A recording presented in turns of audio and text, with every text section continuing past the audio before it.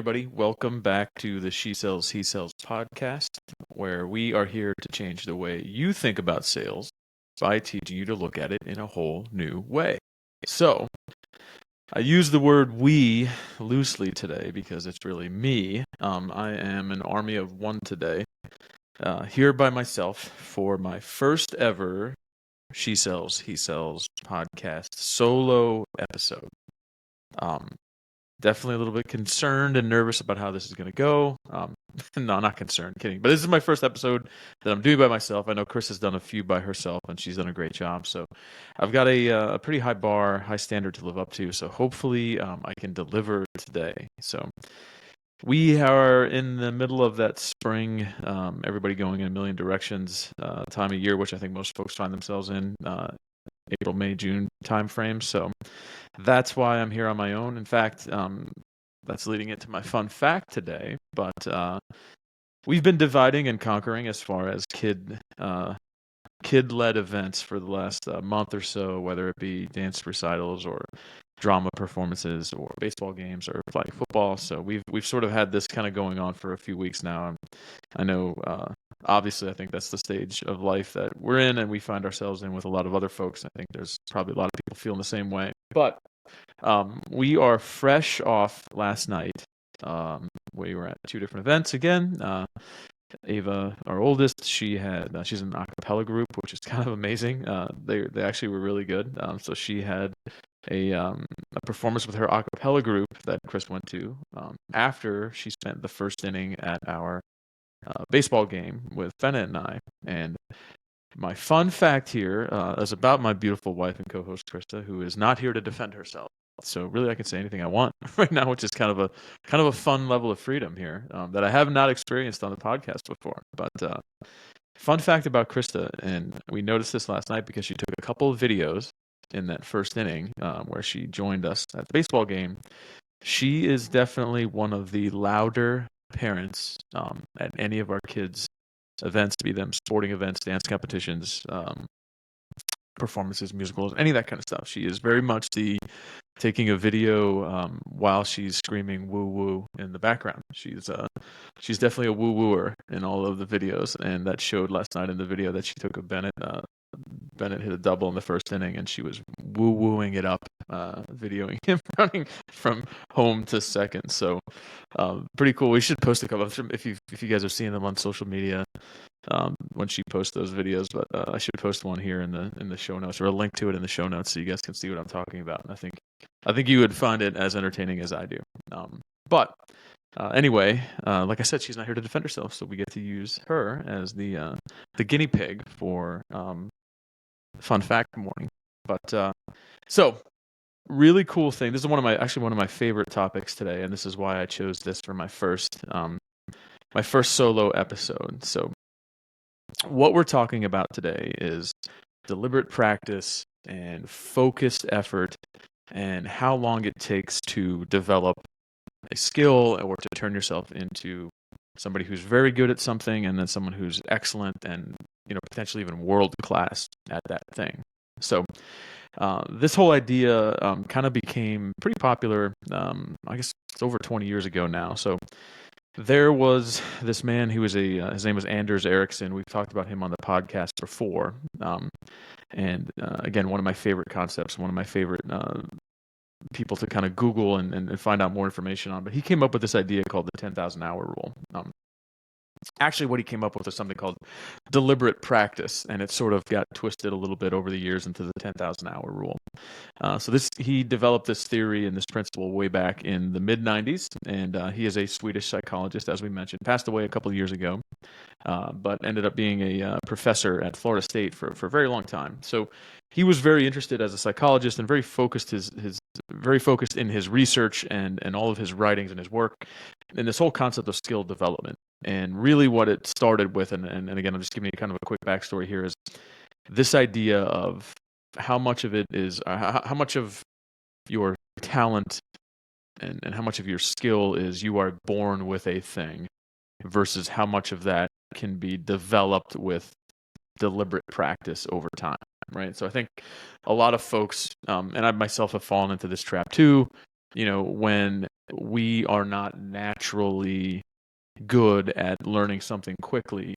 We're quick to point out, well, that person is a born leader. That person is a born athlete. That person is a born salesperson, right? And I think what Dr. Erickson pointed out is maybe not as much as you think, right? Maybe it's not the born thing as much as it is the targeted and deliberate effort to getting you there.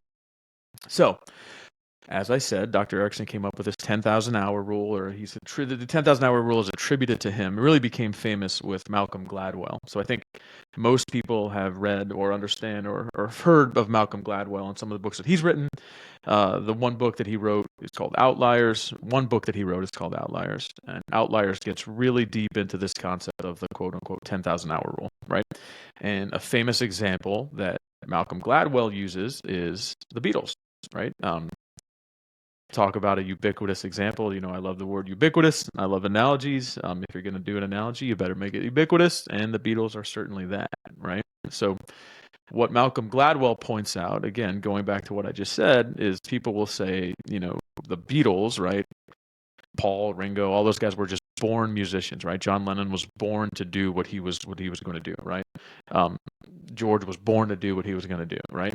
But at the end of the day, Malcolm Gladwell points out that maybe they were born with a musical skill far greater than mine. Maybe it was just slightly greater than mine. Maybe it wasn't greater than mine at all. But where they really became total masters of their craft is because they spent hours and hours and hours rehearsing and practicing and playing gigs, really all throughout the early 60s in Germany.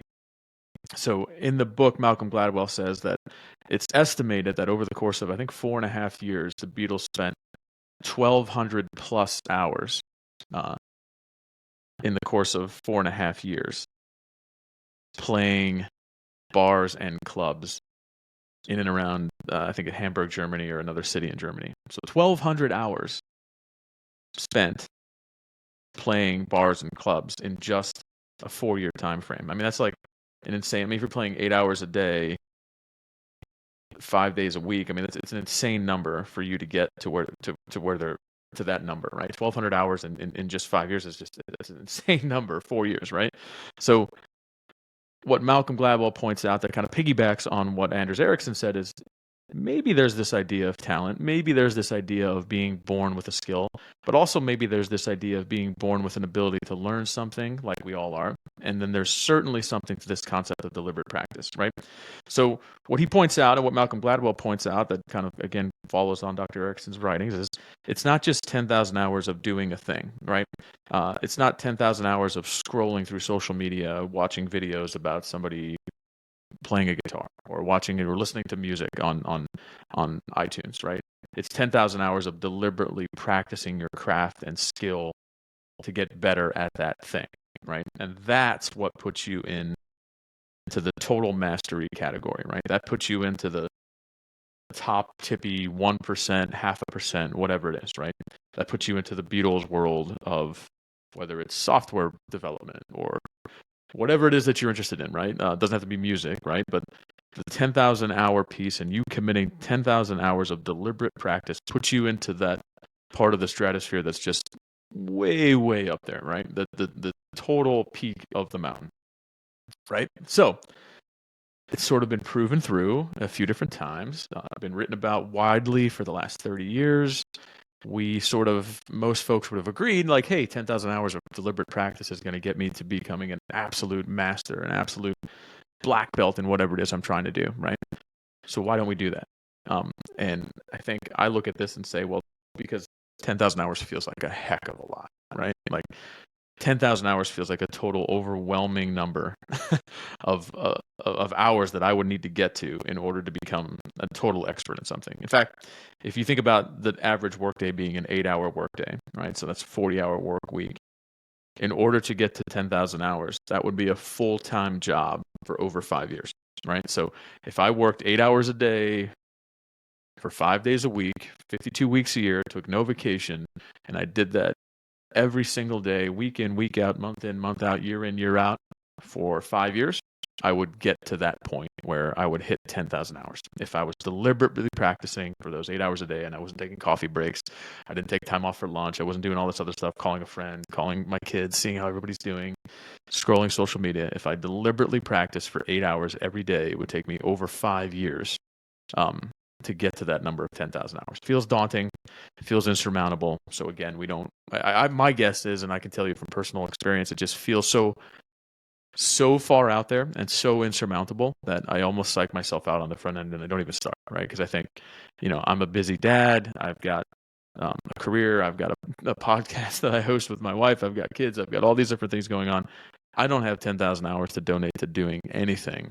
So it just seems so overwhelming. So I sort of put it out there and say like, well, there's no way I'm even going to consider doing it, even if I do want to get to that top 1%, right? So I think all of that kind of makes sense. And we get to this point now where we're pivoting in my first solo episode from the 10,000 hour rule to something that's become a lot more buzzworthy, I guess I don't know if that's a phrase that the kids are using these days, but a lot more buzzworthy in the last year or two maybe. And that's the 100 hour rule, right?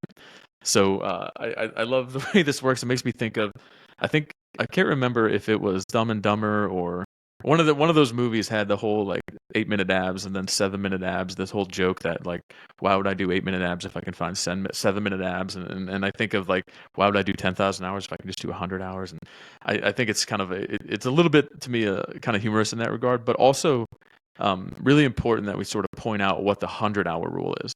If a good amount of us or a fair amount of us are familiar with the 10,000 hour rule, I think definitely fewer of us are probably familiar with the 100-hour rule. So let me start by saying this kind of popped up like a year or two on my radar. I started kind of looking into it and seeing what it was and finding out that actually one of the huge proponents of this kind of theory and this kind of way of thinking about something is this guy named Jesse Itzler, which maybe you've heard of him. But he is the other half to Chris's girl crush, Sarah Blakely.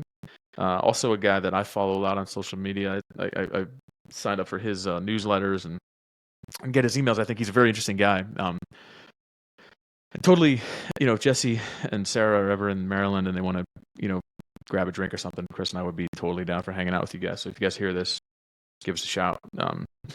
We'll link up. But Jesse Itzler actually is a really interesting story. So he started off actually just after college trying to have a music career, launched a company, sort of a private jet kind of car ride share sort of concept for jets. Serial entrepreneur, launched and sold many companies. Part owner, I think with Sarah at this point, of the Atlanta Hawks NBA basketball team. So really interesting guy to follow. But he started really kind of jumping on his social media and jumping on his emails and his communication to his fans and followers with this 100-hour rule, probably about a year or two ago, right? So the 100-hour rule goes like this. So 10,000-hour rule, commit 10,000 hours of deliberate practice to a thing. You get to be totally a master of that skill, right? So think Beatles, right? 100-hour rule. You commit 100 hours of deliberate practice to a thing, and you don't get to be the Beatles, right? But you get to a point in your skill mastery that is better than roughly 95% of the population, right? So let me pause there for a second and rehash that, right? So 10,000 hours, I'm committing 10,000 hours to deliberate practice, working my butt off for 10,000 hours, I get to be a total master of that thing. What Jesse Itzler and many others are saying is sort of a derivative of Dr. Erickson's work and Malcolm Gladwell's research, right? If I'm not committing 10,000 hours, but I'm committing 100 hours of deliberate practice to that thing, I may not get to that top 0.5%. I might not get to the absolute peak of the mountain, right? But I'm at a point that's better than 95% of the rest of the population, right? So if you're looking at this from a business sense, I'm better than 19 out of 20 of my competitors if I'm committing to 100 hours of deliberate practice, right? So Jesse breaks it down a lot more into bite-sized chunks and says, basically, look, what is 100 hours? Well, that's 18 minutes a day or 16 more. I think it's 16 or 18. I can't remember the number that he quotes exactly, right?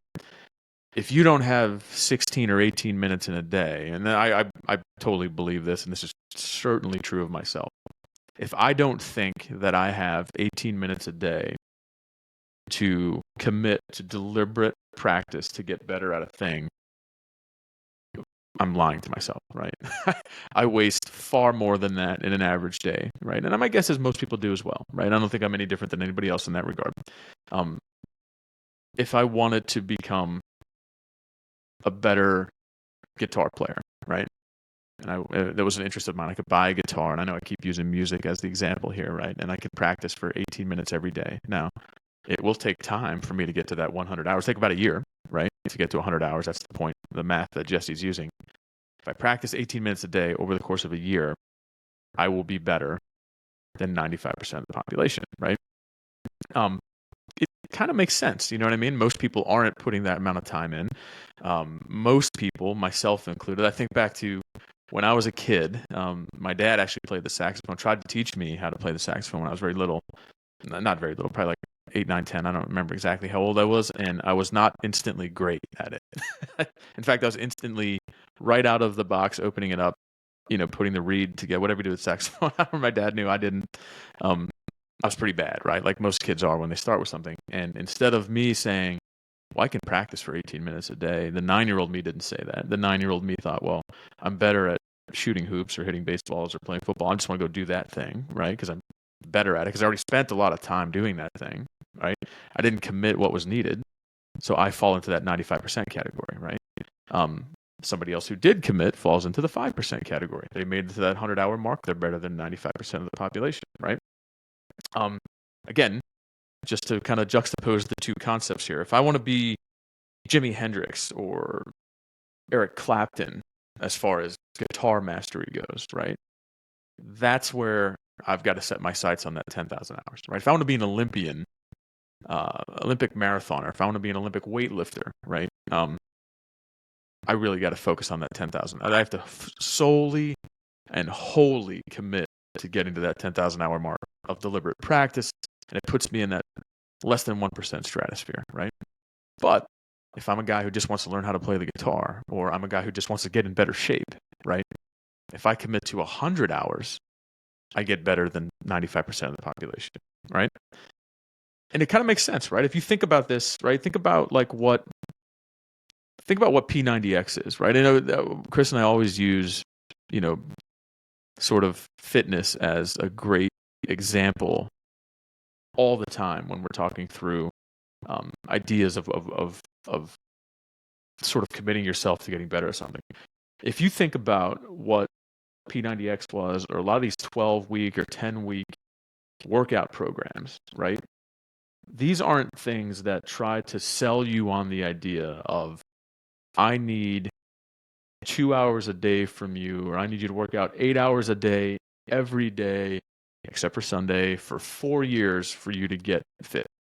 If that's what P90X was selling, or if that's what some other program was selling, they'd have not a lot of buyers, right? There's not a lot of folks who are ready and willing to commit to something of that magnitude, right? They're like, if I'm telling you I need you to commit to doing this for 8 hours a day, 6 days a week for 4 years in order to become better at that thing, who has that kind of time, right? But if I'm telling you, hey, it's a 90-day program, 1 hour a day for 90 days, and you can get to this level of results, right? That essentially is selling you the 100-hour rule, right? I've never done P90X. I've had a lot of friends who didn't have great success with it, right? They're not, despite the fact that they've got in much better shape, they leaned out, they got much stronger, all those things are important. They're not becoming Olympians. They're just getting in better shape than 95% of the population, right?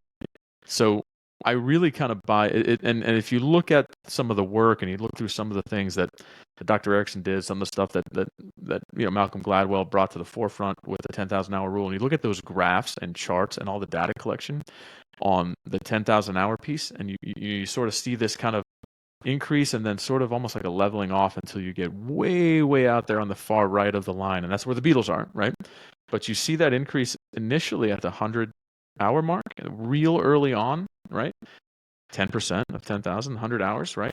That initial increase is drastic, and then it kind of levels off, right? So it shows you in graphic format, statistically speaking, that's where this massive jump happens. Now, if you want to be absolute world class, the best at what you do. I mean, better than 99.5% of everybody in the world, right? Closing that gap between that last 5% is a kicker, right? I mean, getting from 95 to 100% is really, really challenging, and it's a long journey, and it takes a lot of energy and commitment and just the right attitude, right, from people. Sure, you got to be out there with the Beatles, be out there at that 10,000 hour mark, right? But you can get tremendously better at a thing at a much lower number if you're willing to commit to 100 hours, right? Why do I not do the 10,000 hour thing? Why do a lot of folks not do the 10,000 hour thing? Because it feels so daunting and intimidating, right? But there's nothing daunting and intimidating about 18 minutes a day or 16 minutes a day or whatever that math works out to be. That I can handle. I'm guessing most of us can, right? So again, I love this topic. I love the idea of it. I love it kind of breaking this down into bite-sized chunks and understanding, what we can really do with this, right? And the idea the idea behind this and the science behind it. I love the way sort of all this stuff adds up. Now we get to the point in the episode by myself where I have to tell you guys, well, what does it mean to us? What does it mean to me, right? I have talked to so many people in my professional life who will say, hey, I'm not a good salesperson, or I'm not good at people managing. I'm not good at whatever it is, right? Insert anything here, right? We all have things that we feel like we're not great at those things, right? And a lot of times we sort of psych ourselves out and think, well, if I want to be great at that, it would take so much effort and so much work and so much research. I just could never get there. It's just not in the cards for me, right? I certainly have done that before with working out, right? Like I've been in phases of my life where I've been out of shape, and I think, well, what is really a half an hour today going to do for me? I'm so out of shape. I need an opportunity. I need 2 hours to make any real progress doing anything at the gym, right? Even though deep down I kind of know I'm telling myself a lie. It's an easy lie to tell yourself, and it's an easy lie to hear and take in and agree with, right? When we break this down and go, well, I'm not good at sales, I'm not good at this, I'm not good at that. Well, can I commit to 100 hours of deliberate, focused practice on that thing to become better at that thing? Yes, I can, right? I have 18 minutes a day that I can spend over the course of the next year to get better at that thing. Maybe it's listening to a podcast like this. Maybe it's reading a self-improvement book on it. Maybe it's working through the ACORN method with Krista. Maybe, whatever it is, we all have that 18 minutes that we can spend getting better at something, right? It's not daunting. It's kind of an easy first step, and it sort of removes that barrier and that sort of ability for us to just tell ourselves a lie, right? We can get through the idea of something being so insurmountable. 10,000 is way too much, right? But 100 isn't, right? And that's really why I bring it back to this. I feel like, again, like I said, professionally, I've talked to people who have, for years, I've been in this sort of sales business development world as an entrepreneur with my wife, who, again, I keep pointing over here. She's not here today, right? But this idea that, this person was born to be good at something. This person was born to be good at that thing. I'm not. I just can't get better at it. I don't have the time and the ability to spend all these resources and all this time and energy to become a master at it, right? And the truth is, maybe you don't, right? Maybe you don't have the time to become top 1% or top 0.5% or top 0.2% at something. Maybe that's real and you don't have the time to do that, right? But 100 hours is a pretty low ask, right? I would challenge anybody who says they don't have 100 hours in the course of a year or over 6 months, or even 3 months, right? To get to better than 95% of everybody else, right? 100 hours over the course of 3 months is about an hour a day, right? Maybe a little aggressive for people who are super busy, but I don't think it's crazy, right? I think if you committed yourself to doing that, I think if you really thought through a thing that you want to be better at, whether it's sales, playing the guitar, fitness, whatever it is, right? If you really started to if you really started deliberately focused practice, right, on that thing, and you were honest with yourself and your self-assessment, I think you'd see really drastic improvements even well before 100 hours, right? And I think if you committed to it for 100 hours, I think you'd see really kind of a remarkable change in your ability to do that thing that you're focusing on. So Anyway, I one of my favorite things, this whole idea of skill development and how we get better at something and what the best in the world are at that thing. I love whether it's reading about an athlete or anybody who's just an absolute A plus plus at what they do. Um, how much energy and effort and focus it takes to put into being to them being them, right? I mean, it's just I love that concept and learning about how people get to that level of mastery. Um, I agree with you, 10,000 hours, which is how this became famous 30 years ago. This whole 10,000 hour rule. It is super intimidating. It's even hard to say. Like the idea of committing 10,000 hours to something feels so overwhelming, right? But 100 hours does not, and that's why I love this thing. And I know if you Google this, you'll find Jesse Itzler. You'll find a bunch of people talking about this 100-hour rule. The 100-hour rule is a really awesome thing. I think it's super powerful because it's a bite-sized chunk. It is a doable number for most of us, and quite honestly, almost all of us, if we're being honest, right? And it really allows us to see the strides and the progress on a thing, whether it's fitness related, music related, art, whatever it is, specifically in business. And I'll tie it back to this, right? Why are we here? We're here to become better salespeople. How do we become a better salesperson? Well, I can take this course, I can do this, I can get a job as a sales rep for 4 or 5 years, practice my skills over and over again, and maybe I get better at something, right? Or we spend 100 devoted, focused hours specifically on that skill improvement, and we get better than 95% of the population. That I would tell you is something that we can do. That I would tell you is something that is a manageable number. And I will also tell you, I think you would see massive, massive improvements and strides if you're being honest with yourself throughout that 100 hours of committed time. So one of my favorite things, I love this topic. Would love to hear some sort of feedback from you guys on if you've heard about this, or if this is sort of a new thing, even the 10,000 hour rule or the 100-hour rule. I'd also challenge a few of you, if you're really committed and you really want to be better at sales, at business, at messaging, at sort of connecting with your customers, whatever it is, right? If you commit to real self-improvement for 100 hours, I think you'll see drastic improvements and drastic steps forward in what your offering is and who you want to be. So thanks again. Again, I really appreciate you guys listening to my first ever solo episode. I don't know how many more solo ones I'll do. I do feel a little bit naked here by myself. It's a little weird. So hopefully I didn't disappoint too much. I'll see if I can drop in the show notes one of the clips of Chris screaming "woo woo" on a video of one of our kids doing something, because I think it's all, every time I'd see one of her videos, I wait for that moment because it's like the coolest thing to hear her yelling and cheering in the background. But hope you guys have a great week. Thanks for joining. Would love some feedback and hear some thoughts on this, because I think this is a super cool concept, and one that I also think that I use with colleagues and people who have been in mentor-mentee relationships with me, to really challenge yourself and say, well, are you really, is it targeted practice? Did you commit to that 20 minutes today? Did you really do what you say you were going to do? And help each other kind of stay honest, right? But I think it's a really cool topic and something really worth digging into. But have a great week. Thanks again. Talk soon.